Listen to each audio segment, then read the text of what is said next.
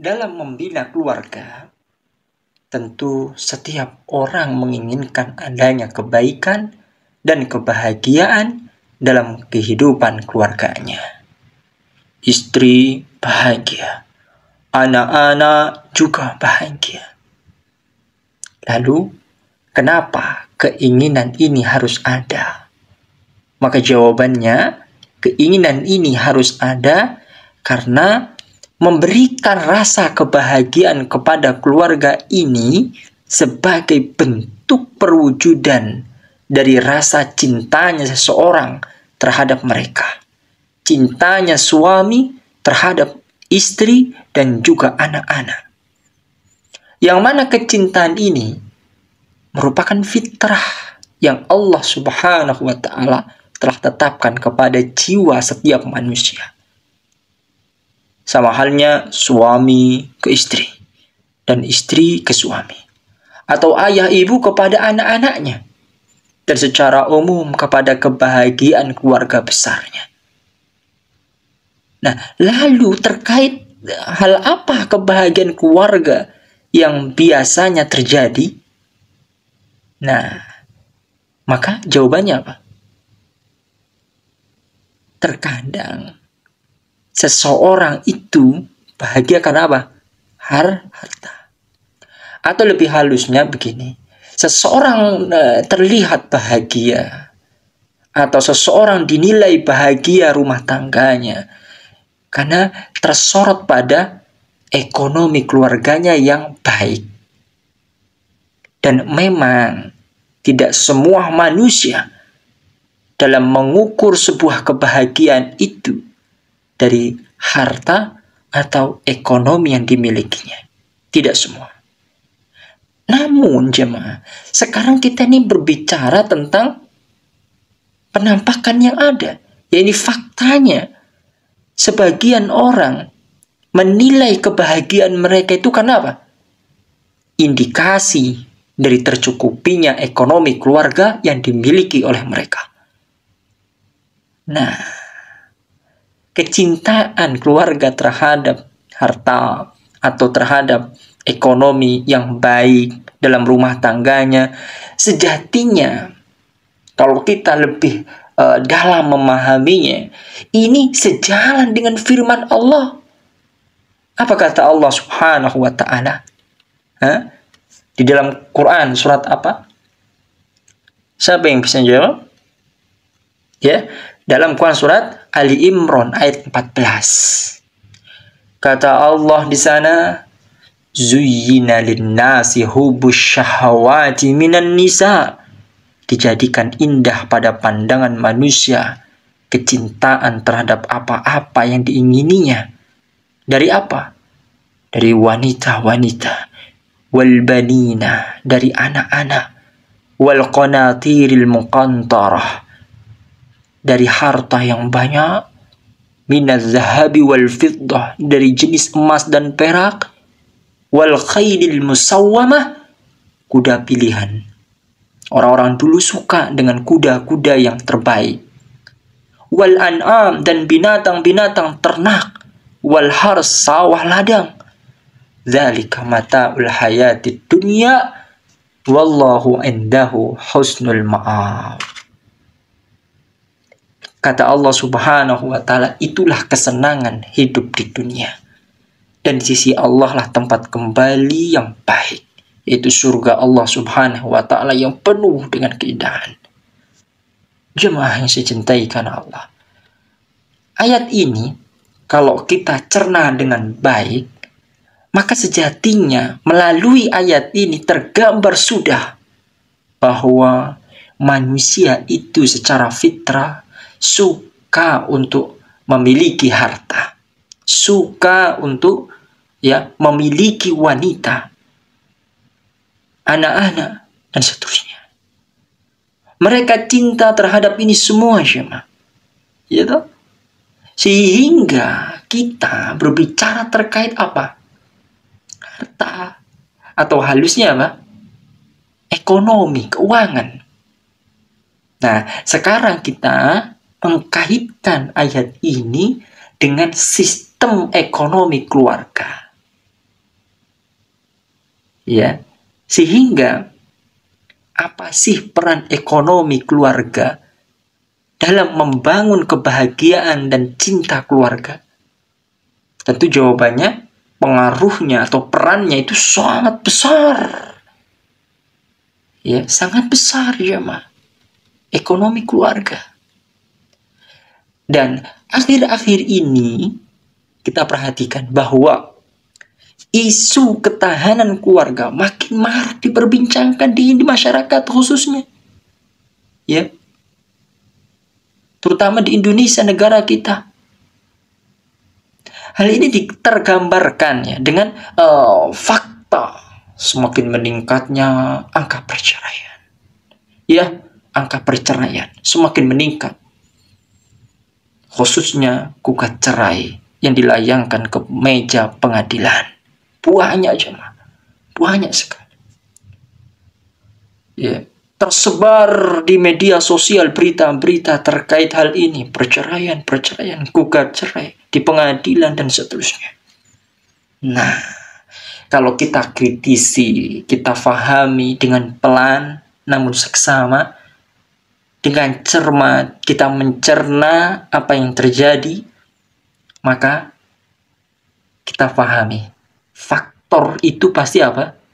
Terkait dengan ketahanan keluarga dan kaitannya dengan ekonomi keluarga. Sebelum kita panjang lebar, kita perlu memahamkan ya, apa itu ketahanan keluarga. Ayo kita samakan persepsi. Ya. Jadi ketahanan keluarga adalah kemampuan, yakni kemampuan keluarga dalam mengelola masalah yang dihadapinya untuk memenuhi kebutuhan keluarga. Dalam hal ini, kebutuhan keluarga dapat dilihat dari 3 aspek, yaitu ketahanan fisik keluarga, ketahanan sosial keluarga, dan ketahanan psikologis keluarga. 3 aspek ini. Kita uraikan ya secara singkat. Ketahanan fisik itu mencangkup kepada kebutuhan utama atau primer dalam keluarga, seperti terpenuhinya kebutuhan pangan, sandang, papan, pendidikan, dan kesehatan. Ini primer, ini kebutuhan utama. Nah, kemudian aspek fisik bisa kita sebut juga sebagai aspek material, yang mana ini merupakan komponen penting di dalam keluarga. Karena memang tak jarang pula ketidakharmonisan dalam keluarga itu dipicu karena adanya masalah kecil yang tidak terpenuhi dari ketahanan fisik ini, jemaah. Ini masalahnya. Dan bahkan mayoritas penyebab perceraian didorong 2 persoalan besar yang sering dialami dalam gugatan perceraian. Apa penyebabnya? Ya, benar. Yakni persoalan keluarga atau ketahanan fisik dan perselisihan yang tidak berkesudahan dalam membina bahtera rumah tangga. Jemaah, persoalan kurang tanggung jawab dalam memenuhi kebutuhan ekonomi keluarga ternyata ini mendapat angka yang cukup besar dalam banyak kasus perceraian. Artinya, faktor ekonomi keluarga dan sikap tanggung jawab terhadap keluarga merupakan hal terbesar dalam terjadinya perceraian. Maka suatu hal yang sangat penting dalam berumah tangga adalah kestabilan ekonomi. Tuntutan di antara tuntutan besarnya adalah masalah ekonomi. Jadi para suami hendaknya mampu untuk bekerja dan bersungguh-sungguh di dalamnya. Menjadi suami harus peduli dengan ekonomi keluarga. Ini artinya para suami tidak boleh malas bekerja dan lebih suka untuk sengaja menganggur di rumah. Kalau menganggur karena tidak dapat kerja, maka ini wajar. Artinya dia sudah berusaha tapi tidak dapat kerja. Dan ini adalah sebuah proses yang harus dilalui oleh seseorang dalam mencari kerja. Berusaha, dan seterusnya sampai mendapatkan kerja. Namun yang dimaksud di sini adalah suami yang menganggur karena malas bekerja. Ini masalah besarnya. Yang menghambat faktor baiknya ekonomi, dan ini penyebab di antara seseorang dari suami yang tidak bertanggung jawab terhadap keluarga. Ini di antara faktor-faktor yang mendorong adanya perceraian rumah tangga atau perceraian suami dan istri. Ini harus diperhatikan. Nah, oleh karenanya kita nasihatkan juga teruntuk suami. Islam itu, wahai para suami, mengangkat harga diri suami dalam hal banyak. Di antara hal tersebut adalah Islam mengangkat harga diri suami karena ia bekerja, dan mengangkat harga diri suami karena ia mau bertanggung jawab terhadap keluarganya. Dia berbuat, dia bertanggung jawab. Dia mengikat janji suci dengan istri dan menjaga anak-anak. Dia juga harus bertanggung jawab terhadap mereka. Sehingga bekerja merupakan kewajiban bagi suami dalam Islam. Untuk apa? Yakni untuk memberikan nafkah terbaiknya kepada istri dan anak-anaknya sebagai bentuk tanggung jawab. Namun ingat, jemaah, dalam bekerja, seseorang itu harus juga menjaga batasan-batasan syariatnya. Yaitu tidak boleh menerjang sesuatu yang diharamkan Allah. Perhatikan halal haram dalam mencari nafkah. Ini poinnya. Perhatikan halal haram. Dalam mencari nafkah, kita harus perhatikan halal haram. Jangan sampai menerjang keharaman Allah atau menghalalkan berbagai macam cara untuk mendapatkan rizki dan kita berikan kepada anak istri kita sebagai nafkah. Ingat, tidak akan berkah nafkahnya seperti ini. Yang dihasilkan dari sesuatu yang diharamkan oleh Allah tidak akan berkah. Kemudian ini yang terakhir untuk suami. Suami juga harus adil, bijak, penuh kasih sayang, dan bertanggung jawab untuk keluarganya sepenuh hati. Suami tidak boleh kasar pada istrinya. Ini juga yang terpenting.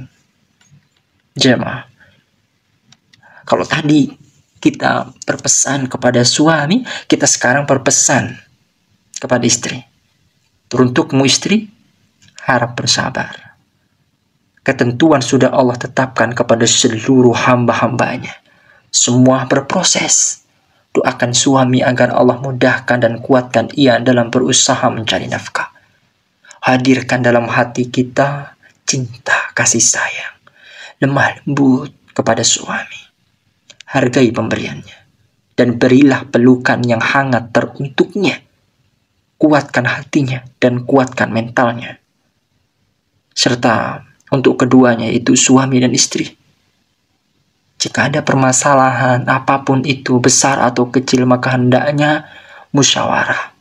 Selesaikan dengan baik-baik, tanpa melukai hati dan fisik, tanpa ada kekerasan, tanpa ada KDRT. Dan hendaklah bersabar. Karena materi dapat dicari, fisik bisa berubah. Dan dekatilah Allah. Mendekatlah Anda, wahai suami dan istri, kepada Allah Jalla Jalaluh. Jaga dan ingatlah zatnya. Sungguh, waktu yang kita sia-siakan tak akan bisa berulang kembali. Kesempatanmu untuk bertanggung jawab terhadap anak dan istrimu hanya sekali hidup. Di akhirat, suami akan dimintai pertanggungjawaban. Begitu juga istri. Anda hidup hanya satu kali di bumi atau di dunia. Lalu Anda akan hidup kembali di akhirat dan akan dipertanggungjawabkan. Apakah engkau sebagai istri telah memberikan perhatian pada suamimu? Atau Anda sebagai istri sudahkah bersyukur terhadap pemberian suamimu? Semuanya perlu introspeksi. Semuanya akan dimintai pertanggungjawaban. Suami istri akan dimintai pertanggungjawaban. Maka sebelum terlambat, mumpung kita masih di dunia Allah, mumpung kita berada di bumi ini, bermuhasabahlah. Terus berusaha, bersabarlah. Insya Allah setelah masa-masa sulit akan datang masa kemudahan.